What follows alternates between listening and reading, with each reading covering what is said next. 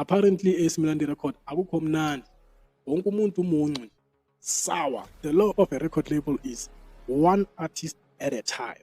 There was a time where it was Youngsters' era. There was a time where it was Scott Mapuma's era. Look at Scott now. He's a DJ. Where the hell is Shasha now? You wanna tell me Shasha can't sing no more? No, man. Black boy music fucked her over. Or is it because Umdaranai? Your Kabza, your Kelvin, those are just hungry niggas, man. The first Scorpion Kings, 80% it was produced by Micro Team.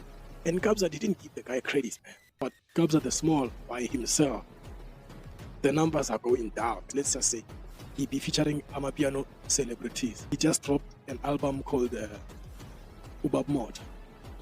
The album is trash, man, because he be talking about Abu Kwaku this whole fucking time. We're like, hey nigga, come on, we in church. It's like a sentiment, my Abu Kwaku na Panzi. A song can be fucking dope, can remove emotions and spirits without vocals. Even Jaivane is a squatter camp. Piano Hub is a squatter camp. The Microdeep is the first piano producer to play abroad.